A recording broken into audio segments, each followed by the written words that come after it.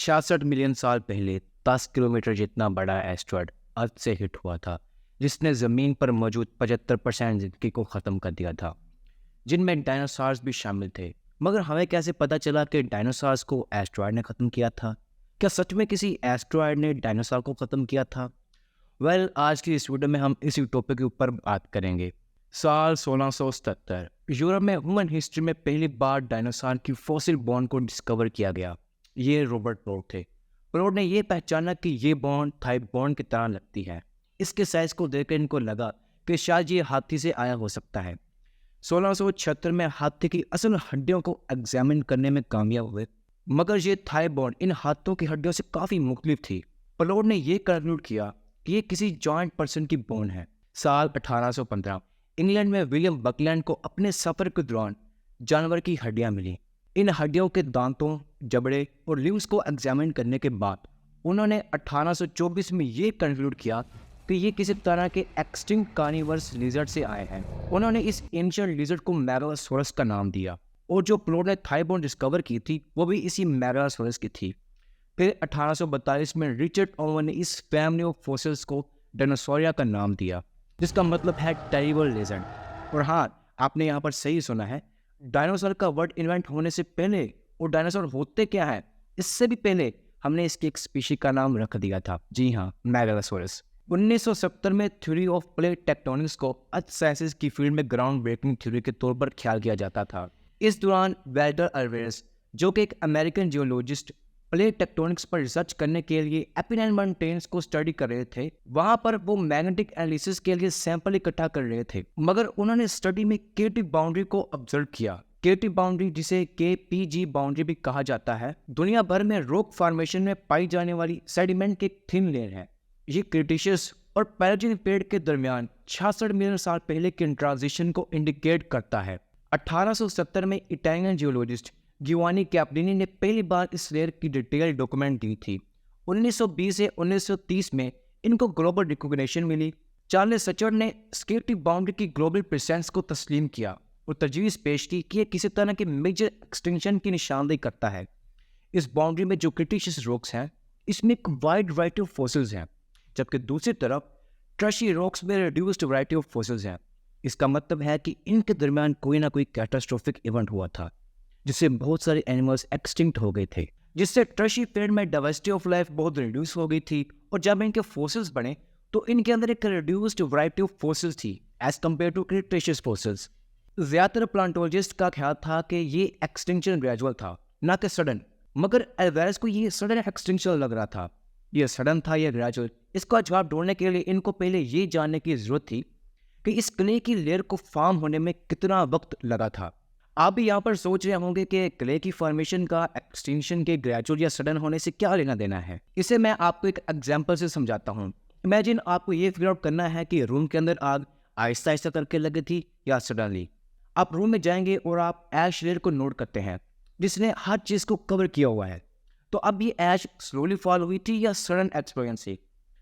इसका जवाब ढूंढने के लिए आप ऐश लेयर को एग्जामिन करते हो। आप ये नोट करते हो कि ये एक थिन लेयर और यूनिफॉर्म है, यानी कि ये सब एक ही वक्त में डिपॉजिट हुआ था, ना कि ग्रेजुअली। आप इसकी कंपोजिशन को भी एनालाइज करते हो और ये पाते हो कि इसके अंदर फ्लेमेबल मटेरियल्स के ट्रेसेस हैं, जो इस बात की तजवीज़ करते हैं कि ये एक वॉयलेंट इवेंट था, एक कैटास्ट्रोफिक इवेंट था, एक्सप्लोसिव इवेंट था। सिमिलरली क्ले लेयर अगर मिलियंस ऑफ ईयर्स में फॉर्म हुई थी तो ये ग्रेजुअल एक्सटिंक्शन था, और अगर ये जस्ट थाउजेंड ऑफ ईयर्स में फॉर्म हुई थी तो ये एक सडन एक्सटिंक्शन होगा। क्ले लेयर की फॉर्मेशन के टाइम फ्रेम को कैलकुलेट करने के लिए इनके फादर फिजिसिस्ट लुइस अल्वेरेस ने बेरिलियम 10, जो कि एक रेडियो एक्टिव आइसोटोप है जिसकी हाफ लाइफ 1.38 मिलियन है, इसके इस्तेमाल करने की तजवीज़ दी। मगर इसकी कंसंट्रेशन बहुत ही कम थी, जिसकी वजह से एक्यूरेट मेजरमेंट्स लेना पॉसिबल नहीं था, और कुछ दूसरी रीज़न भी थी जिसकी वजह से ये डेड एंड साबित हुआ। लुइस अल्वेरेस ने इसका एक अल्टरनेटिव सोल्यूशन निकाला, वो था इरिडियम का इस्तेमाल। इरिडियम अर्थ क्रस्ट में बहुत ही रेयर है, मगर ये मीटरॉइड्स और एस्ट्रॉइड में ज़्यादा पाया जाता है। अच्छा, तो मैं यहाँ पर आपको बता देता हूँ कि वो इरिडियम का इस्तेमाल कैसे करने वाले थे। उन्होंने दलील दी कि चूंकि मीटरॉइड डस्ट अर्थ पर कॉन्स्टेंट रेट पर फॉल करती है, विच मीन्स कि इरिडियम भी अर्थ पर कॉन्स्टेंट रेट पर फॉल करती है। जो कि वैसे एक मिसकंसेप्शन था। और क्ले में इरिडियम की अमाउंट ये इंडिकेट करेगी कि क्ले के लेयर को फॉर्म होने में कितना वक्त लगा है।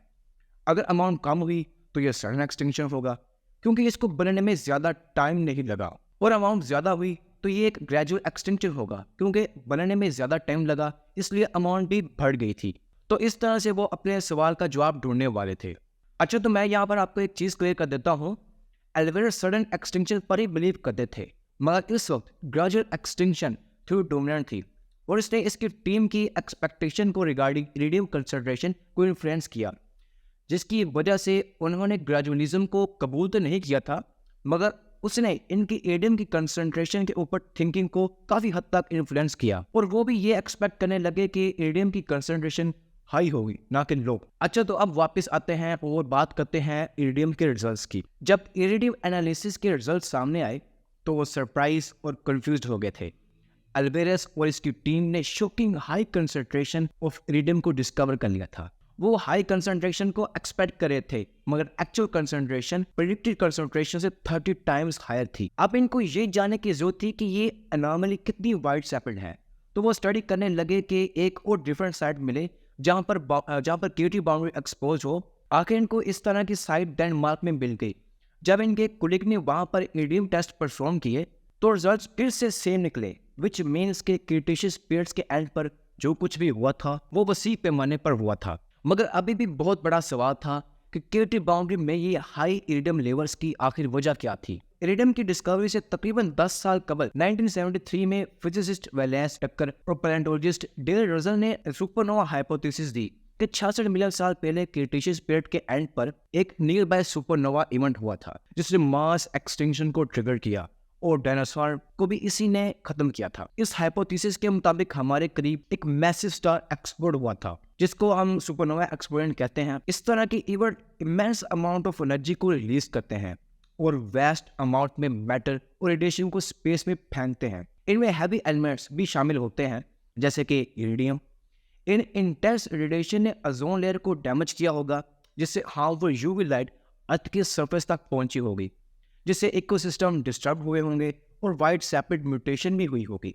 इससे निकलने वाली एक्सप्लोसिव एनर्जी ने पावरफुल शॉक वेव्स को क्रिएट किया होगा, जिससे सुनामीज आई होंगी और इसके डेब्रिस से कॉस्मिक डस्ट क्लाउड बने, जिसने सनलाइट को ब्लॉक किया होगा, अंधेरा छा गया और ठंड बढ़ गई, फोटोसिंथेसिस रुक गई, जिससे फूड चेन डिस्टर्ब हो गए। ये हाइपोथेसिस अल्वेरस की टीम की डिस्कवरी ऑफ इरिडियम के साथ फिट बैठे थी कि इतनी हाई कंसंट्रेशन ऑफ इरिडियम कहाँ से आया और ये इतनी वाइड स्प्रेड क्यों है। इस हाइपोथेसिस को मजीद स्ट्रेंथन करने के लिए कुछ और सबूत ढूंढने की जरूरत थी। ल्यूइस अल्वेरस ने ये रियलाइज किया कि अगर सुपरनोवा सच में हुआ था तो इसने प्लूटोनियम 244 को भी रिलीज किया होगा, क्योंकि ये भी तो इन एक्सप्लोजन्स में रिलीज होता है, और केटी बाउंड्री में इरिडियम के साथ साथ इसको भी जमा होना चाहिए था। मगर जब उन्होंने प्लूटोनियम टेस्ट किए तो जो रिजल्ट सामने आए, इसको देखकर इनको बहुत ज़्यादा डिसअपॉइंटमेंट। सैंपल्स में प्लूटोनियम 244 नहीं था। केटी बाउंड्री में इरिडियम प्लेंटी अमाउंट में था, मगर प्लूटोनियम 244 नहीं था। ये रिजल्ट इस हाइपोथेसिस को कॉन्ट्राडिक्ट कर रहे थे। अल्वेरस की टीम ने एस्ट्रॉयड इम्पैक्ट का आइडिया दिया कि कोई बड़ा सा एस्ट्रॉयड अर्थ से हिट किया होगा। ये हमें ये एक्सप्लेन करती है कि इरिडियम ज़्यादा क्यों है, प्लूटोनियम 24 कम क्यों। मैंने आपको स्टार्टिंग में बताया था कि एस्ट्रॉयड और मीटरॉइड्स में इरिडियम की कंसंट्रेशन काफ़ी हाई होती है। सो ये क्वेश्चन तो सोल्व हो गया कि इरिडियम की कंसंट्रेशन हाई क्यों है, मगर इससे बहुत से नए सवाल पैदा होते हैं कि एक एस्ट्रॉयड इतना मेजर मास एक्सटिंक्शन कैसे काज कर सकता है, और इरिडियम के अलावा हमारे पास इसका प्रूफ क्या है कि कोई एस्ट्रॉयड अर्थ से हिट किया होगा। अल्वेरस की टीम एक बार फिर से काम में जुड़ गई। उन्होंने ये हाइपोथेसाइज किया कि क्रिटेशियस पीरियड के एंड पर एक बड़ा सा एस्ट्रॉयड अर्थ से हिट किया होगा, जिसे लाखों टन धूल एटमॉस्फेयर में उड़ा दी होगी। इस डस्ट ने सन को कवर कर दिया, लाइट ब्लॉक हो गई, फोटोसिंथेसिस रुक गई, जिससे फूड वेब कोलैप्स हो गई, resulting a major mass extinction. ये सवाल तो सॉल्व हो गया कि एस्ट्रॉयड से एक्सटिंक्शन कैसे हुआ। इसके बाद बहुत सारे साइंटिस्ट ने दुनिया भर से मुख्तलिफ साइट्स पर केटी में इरिडियम एनॉमली को कंफर्म किया था कि ये एनॉमली ग्लोबल स्केल पर एग्जिस्ट करती है, और अल्वेरस ने 1980 में ये हाइपोथेसिस पब्लिश की थी। तो अब बात करते हैं इसके प्रूफ की। अगर एस्ट्रॉयड ने ये डिजास्टर काज किया था तो बहुत सारे ग्रुप्स की सडन एक्सटिंक्शन भी हुई होगी। अगर एस्ट्रॉयड हिट हुआ था तो इससे बहुत सारी हीट पैदा हुई होगी, जिससे रॉक्स ग्लास में मेल्ट हुए होंगे, तो उन्हें ग्लास पार्टिकल्स मिलने चाहिए। अगर एस्टेरॉयड हिट हुआ था तो इसे शॉक वेव्स भी जनरेट हुई होंगी। अगर एस्टेरॉयड हिट हुआ था एक लार्ज क्रेटर भी होना चाहिए। इन सब सवालों के जवाब और एक्सप्लेनेशंस और प्रूफ्स हमारे पास है। तो आज के लिए यही था। आई होप सो कि आपको इस वीडियो के अंदर कुछ ना कुछ तो नया सीखने को मिला होगा। अगर कुछ भी इस वीडियो के अंदर नया सीखने को मिला है तो इस वीडियो को लाइक जरूर कीजिएगा। अगर इसी तरह की वीडियोस देखना चाहते हैं तो वो सब्सक्राइब भी कर लीजिए ताकि मुझे मोटिवेशन मिले ऐसी वीडियोस बनाने के लिए। हमारी मुलाकात जल्दी होगी एक नई साइंस वीडियो के साथ। तब तक आप हमारी दूसरी वीडियोस को चेकआउट करें।